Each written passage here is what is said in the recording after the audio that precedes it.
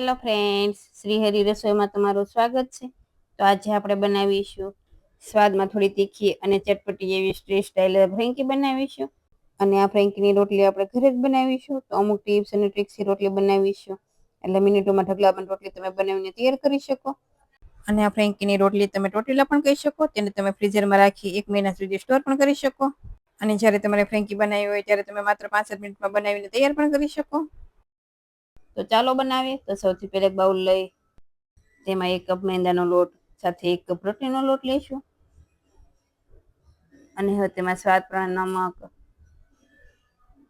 અને સાથે 1 સ્પૂન જેવું તેલ એડ કરીશું. પણ જો તમારે તેલ ના એડ કરવું હોય તો તમે 2 થી 3 સ્પૂન દહીં પણ એડ કરી શકો. અને હવે તેને સારી રીતે મિક્સ કરી લઈશું. અને આ લોટની કણક આપણે ગરમ પાણીથી બાંધીશું. તો નોર્મલ એવું ગરમ પાણી લીધું છે, તો થોડું થોડું પાણી એડ કરતા જઈશું અને લોટની કણક બાંધી લઈશું. તો આ લોટની કણક આપણે જે રોટલીની લોટની બાંધીએ એ રીતે જ બાંધવાની છે, પણ આ રીતે ગરમ પાણીથી લોટની કણક બાંધીશું એટલે રોટલી છે એકદમ સોફ્ટ એવી બનશે. તો હવે નરમ એવો રોટલીનો લોટ બાંધીને તૈયાર કરી લીધો છે. તો તેનું ઢાંકણ બંધ કરી આપણે 10 મિનિટ માટે રેસ્ટ આપીશું. અને સાથે આપણે બીજી પણ તૈયારી કરી લઈએ. અને હવે એક બાઉલ લઈ તેમાં મરચાંને આપણે કટ કરીશું. પણ જો તમારે ફ્રેન્કી વધારે તીખી બનાવવી હોય તો તેમાં મરચાં વધારે પણ એડ કરી શકો. તો અત્યારે મેં 1 મરચાંના ટુકડા એડ કર્યા છે અને સાથે આપણે તેમાં 1 લીંબુનો રસ એડ કરીશું. તો આમાં આપણે મીઠું અને પાણી પણ થોડું એડ કરીશું. અને આ રીતે મિશ્રણ બનાવી તમારે 1 કલાક માટે રેસ્ટ આપવાનો છે. એટલે આ મિશ્રણ તમારે પહેલા જ બનાવીને તૈયાર કરી લેવાનું. અને હવે તેમાં સ્વાદ પ્રમાણે નમક અને 1 સ્પૂન જેવું પાણી એડ કરી સારી રીતે મિક્સ કરી દઈશું. તો અહીં આપણે મિશ્રણ બનાવવામાં લીંબુ એડ કર્યું છે. અને જો તમે બહારથી ફ્રેન્કી લાવો તેમાં વિનેગર એડ કરવામાં આવે છે, પણ તે આપણા હેલ્થ માટે સારો નથી, એટલે મેં લીંબુ એડ કર્યું છે. અને સાથે મેં કોબીજ અને ડુંગળીને આ રીતે લાંબી સ્લાઇસમાં કટ કરી લીધી છે. અને આમાં જો તમારે કેપ્સિકમ, ગાજર કે બીજા કોઈ વેજીટેબલ્સ એડ કરવા હોય તો પણ તમે કરી શકો. અને હવે સાથે મેં 500 ગ્રામ જેટલા બટાટાને બોઇલ કરી લીધા છે. તેને આપણે હાથથી મેશ કરી લઈશું. સાવ મેશ નહીં કરીએ. તો આપણે બટાટાને પણ મેશ કરી લીધા છે. સાથે આપણે તેનો વઘાર પણ કરી લઈએ. તો પેનમાં 1 સ્પૂન જેવું તેલ એડ કરીશું. અને તેલ ગરમ થાય એટલે 1 પિંચ જેટલી હિંગ એડ કરીશું. અને સાથે આદુ મરચાં ક્રશ કરેલા એડ કરીશું. તો મરચાં તમારા તીખા જે પ્રમાણે એડ કરવાના. અને 1 ઇંચ જેટલા આદુના ટુકડાને એમાં મરચાં સાથે જ ક્રશ કરી લીધા હતા. અને હવે ગેસની ફ્લેમ સ્લો ઉપર રાખી આપણે 1 મિનિટ જેવું સાતળશું. એટલે આદુ મરચાં છે તે સારા સતળાઈ જાય. અને હવે ગેસની ફ્લેમ બંધ કરીને આપણે બીજા મસાલા એડ કરવાના છે. તો તેમાં 1 સ્પૂન ચાટ મસાલો અને સાથે 1 સ્પૂન જેવું લાલ કાશ્મીરી મરચું પાવડર એડ કરીશું. તો જો આ સમયે આપણે ગેસની ફ્લેમ શરૂ હશે તો મસાલા છે તે બળી જશે, એટલે થોડી વાર માટે ગેસની ફ્લેમ બંધ કરવાની છે. અને મસાલાને સારી રીતે મિક્સ કરી દઈએ. તો અહીંયા મેં કાશ્મીરી લાલ મરચું પાવડર એડ કર્યો છે, પણ જો તમારી પાસે અવેલેબલ ના હોય તો તમે લાલ મરચું પાવડર પણ એડ કરી શકો છો. તો તમારે લીલા મરચાં અને લાલ મરચું પાવડર છે તે એડજસ્ટ કરીને એડ કરવાનું. અને હવે આપણે મેશ કરેલા બટેટા છે તે એડ કરી દઈએ.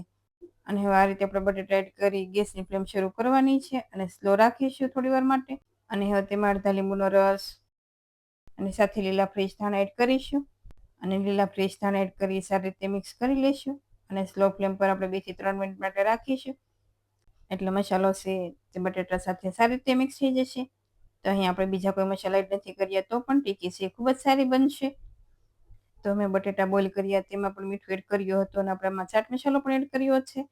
એટલે મીઠું તમારે એડજસ્ટ કરીને એડ કરવાનું. તો અત્યારે મને થોડું મીઠું ઓછું લાગે છે તો હું થોડું મીઠું એડ કરું છું.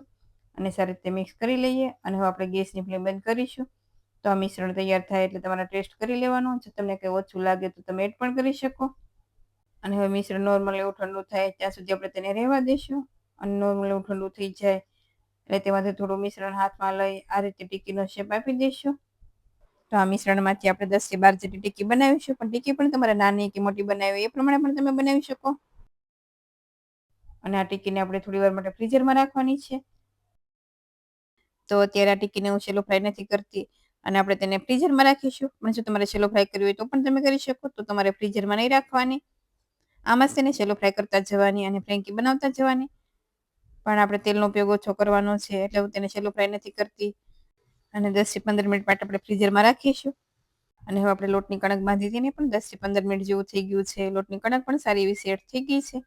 તો હવે તેમાં 1/2 સ્પૂન જેવું તેલ એડ કરી સારી રીતે આપણે તેને મસળી લઈશું. તો આ લોટને જેમ આપણે સારી રીતે મસળશું તેમ રોટલી છે ખૂબ જ સારી બનશે. તો મેં આ રીતે 5 થી 7 મિનિટ જેવો મસળી લીધો છે અને રોટલીનો લોટ પણ એકદમ સોફ્ટ એવો થઈ ગયો છે. અને હવે તમારે નાની કે જે મોટી રાખવી હોય એ પ્રમાણે રોટલીનો લુવો લેવાનો છે અને આ રોટલી આપણે એકદમ પતલી જ વણવાની છે. તો હવે રોટલીના લોટ કરતાં થોડો નાનો લુવો લઈ આપણે તેને આ રીતે ગોળ રાઉન્ડ શેપ આપી દઈશું. તો અહીંયા લોટની કણક બાંધવામાં આપણે ઘઉંનો લોટ અને મેંદો બંને મિક્સ કરીને લીધો છે. પણ બહારથી જે આપણે ફ્રેન્કી લાવતા હોય તેમાં માત્ર મેંદાનો લોટ જ આવે છે. તો આ રીતે આપણે ઘરે બનાવીશું તો બંને મિક્સ કરીને બનાવીશું. પણ જો તમારે મેંદાનો લોટ ના એડ કરવો હોય અને માત્ર ઘઉંના લોટમાંથી જ રોટલી બનાવી તો પણ બનાવી શકો. તો તમારે તેલનું મોણ નહીં આપવાનું અને 1 થી 2 સ્પૂન જેવું દહીં એડ કરવાનું. તો પણ રોટલી તમારી ખૂબ જ સારી બનશે. તો હવે આ રીતે મેં પતલી એવી રોટલી વણી લીધી છે, તમે જોઈ શકો છો. તો આપણે રોટલીને સાથે સાથે શેકતા પણ જશું. તો હવે તવો પણ ગરમ છે, તેમાં રોટલી એડ કરી બંને સાઈડ આ રીતે બબલ્સ થઈ જાય એ રીતે શેકવાની છે. અને આ રોટલીને આપણે સાવ નહીં શેકીએ, આ રીતે થોડી કાચી પાકી રહે એ રીતે શેકવાની છે. તો આ જ રીતે તમારે બધી રોટલી વણતા જવાની અને શેકતા જવાની છે. તો હવે બધી રોટલીને આપણે શેકીને તૈયાર પણ કરી લીધી છે. તો હવે સાથે ફ્રેન્કી પણ બનાવી લઈએ.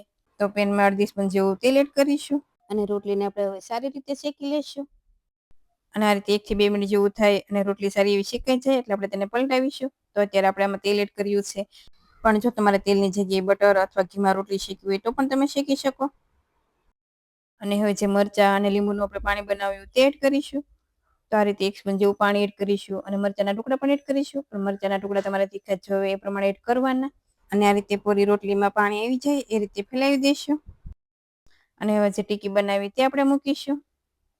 પણ જો આ ટીકીને તમારે શેલો ફ્રાય કરીને એડ કરવી હોય તો પણ કરી શકો. પણ આપણે આમાં તેલનો ઉપયોગ ઓછો કરીશું એટલે મેં આ રીતે ફ્રીઝરમાં 10 મિનિટ જેવી રાખી હતી એટલે ટીકી પણ સારી એવી સેટ થઈ ગઈ છે. અને હવે તેના પર ડુંગળી સાથે કોબીજ એડ કરીશું. પણ જો તમારે બીજા કોઈ વેજીટેબલ્સ એડ કરવા હોય તો પણ તમે કરી શકો. અને હવે તેના પર આપણે થોડું ચીઝ એડ કરીશું. તો અત્યારે આમાં બીજા કોઈ આપણે મસાલા નહીં એડ કરીએ તો પણ ફ્રેન્કી ખૂબ જ સારી બને છે. અને હવે નીચેની સાઈડ પણ સારી એવી શેકાઈ જાય એટલે આ રીતે આપણે એને પેક કરીશું. તો હવે તમે જોઈ શકો છો ફ્રેન્કી પણ તૈયાર છે અને બંને સાઈડ સારી એવી શેકાઈ પણ ગઈ છે. તો આપણે તેને એક પ્લેટમાં એડ કરીશું. આ જ રીતે તમારે બધી ફ્રેન્કી બનાવી લેવાની છે. તો જો આ રીતે તમે ક્યારે ફ્રેન્કી ના બનાવી હોય તો એકવાર જરૂરથી ટ્રાય કરજો અને મને કમેન્ટમાં કહેજો કે તમને આ રેસીપી કેવી લાગી. જો રેસીપી ગમી હોય તો વિડીયોને લાઈક કરજો, શેર કરજો અને મારી ચેનલને સબસ્ક્રાઈબ કરજો. Thanks for watching.